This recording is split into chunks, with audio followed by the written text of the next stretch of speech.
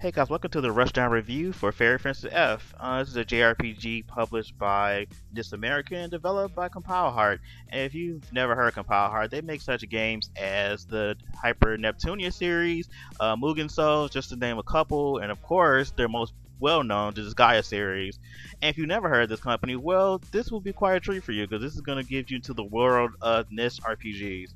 But did this game live up to the expectations of other great NIS RPGs, especially this Gaia? Well, we're going to find out right here in this review.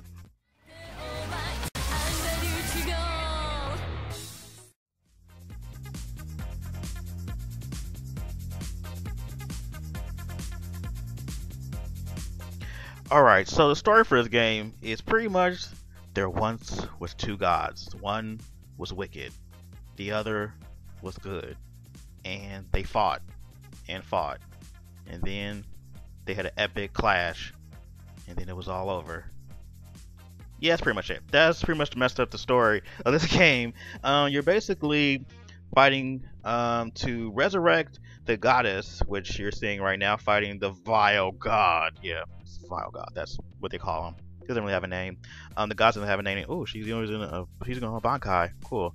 Alright, so they have this epic battle, and of course, after this battle is over, the goddess and the vile god pretty much kill each other. Well, not really kill, they steal each other with those swords they use. And it's up to you to go and reclaim all the swords and revive the goddess. Now, you're probably wondering, how can I, a lowly human, do such a task as to revive the goddess? Well, Fang, our lovely hero, decides that he's gonna one day find a Fury because he was told by a villager that it will grant him a wish if he gets a Fury. And these Furies cannot be awakened by just anybody. It's very Excalibur in how they do this, where only a chosen people can actually get a Fury. And when you revive a Fury, you get one of the fairies that was inhabited the actual Fury. And of course you get Aaron. That is your Fury. That's your fairy partner. And so you go on this crazy whacked out journey to like collect all of these weapons of no actual number count. It's just you collect as many as you can, and you get all these crazy characters and you get through your party and whatnot. I kind of enjoyed the story, even though it's very cliche. The fact that NIS has a really good eye for, you know, okay, we know it's a cliche, we're gonna make fun of it being cliche, and we're gonna have a good time doing it, and the dialogue and everything is really well done. So it's not like one of those games where it's trying really hard to push you into the story. Well, it knows that this is a very cliche story, and it's fun and it's great, and you'll love this.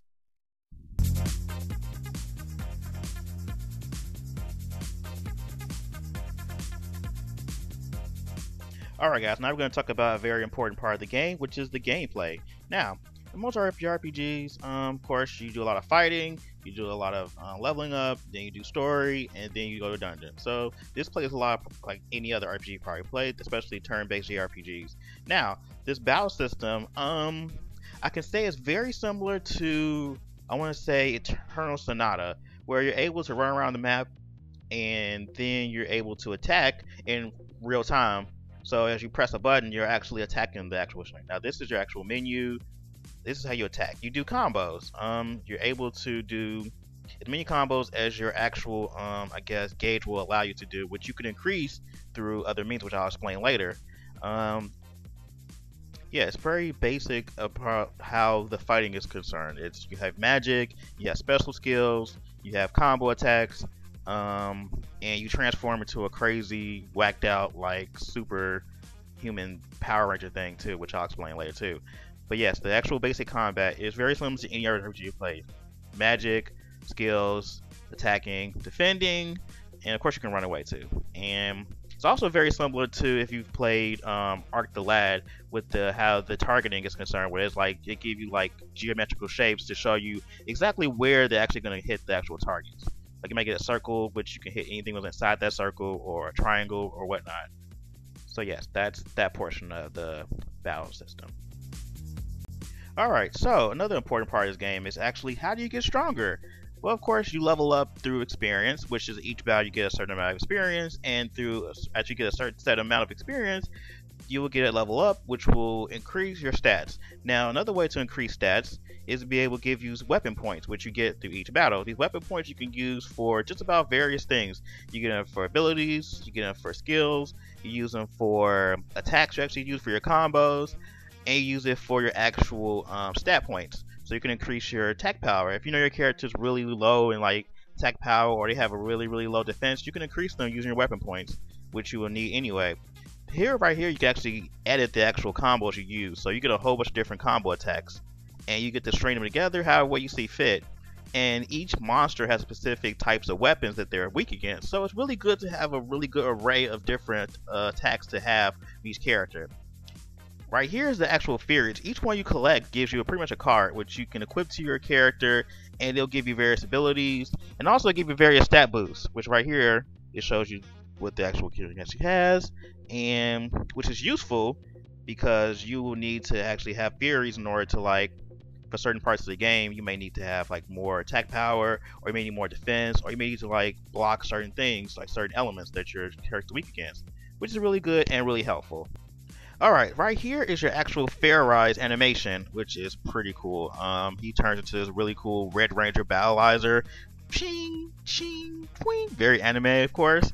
You're able to do this when you build up enough meter, which is denoted by that green flashing meter underneath his face icon. This allows you to increase your stats, and it gives you an extra, like, really big, awesome attack move, too. You're only able to, there's a couple of moves you can only do while you're Furies. Now, there are some status effects that will stop you from Furizing and prevent you from Furizing. But yes, Furizing is incredibly important in this game because you need to be able to do this in order to beat a lot of the bosses later on in the game. Right here is a really big attack called Burning Strike. You can only do this when you Furies. It's really flashy, really over the top. This is actually tame compared to most NES games as far as their attacks are concerned. This is really tamed. But yeah, this is one of those really crazy big attacks. And also you get challenges, like this one, you're taking critical damage 10 times, you get this up. So it increases different stat boosts and stuff. So there's so many different challenges. I can't even name them all right now, just do a little bit tutorial. And also you do level up your Furies as well too, which is good, because you need those. So yeah, I really enjoyed the battle system in this game. It's really fast paced. It's not lethargic, or it didn't feel like I was taking forever to get battles done. Like in Neptunia, I felt like the battles took forever in the day to like complete. This one felt really fast, really action paced. Like it was really a good like adventure as far as the gameplay is concerned. Like, I didn't really have any problems with the gameplay at all for this game. I mean, maybe the only thing I could possibly say about gameplay would maybe be the platforming elements, because some of the dungeons do require you to jump to ledges, which I'm really terrible at platforming, so they took a little bit longer to do. But you want to get me into a fight, I had no problems at all. All the fighting I had no issues with. They're still challenging. The actual battles aren't just easy. Like, you do have to level grind this game. Like, it does pay off though. It's one of those games where if you put the time in, you will see it pay off. But yes, the battle system, the mechanics, the gameplay, all the game were superb.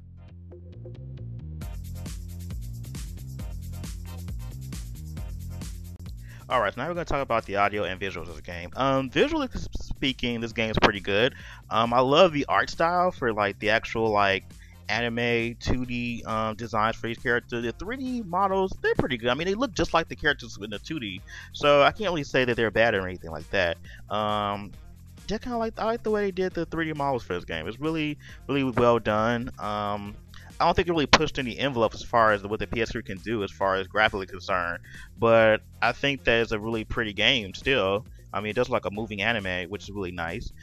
Musically, even though Nobuya Uematsu was a part of the actual, I guess, music design team, I really didn't feel like the music was really all that great. I mean, there was some good tracks, like the actual song you hear when you Furies was kind of funny because it's like so over the top and just so anime, which is cool because it fits this game really well. But I don't think there's really any like tracks as far as like any of the actual dungeons, or I don't think anything really stood out. And I think that's probably the only thing I can possibly say. I think that's probably a problem too, when nothing really stood out as far as musically is concerned in this game, which kind of surprised me, because you're thinking William Matsu, you think you're gonna get the greatest music ever, because he's one of the greatest video game composers of like the last 30 years. So I was a little disappointed with the music in this game.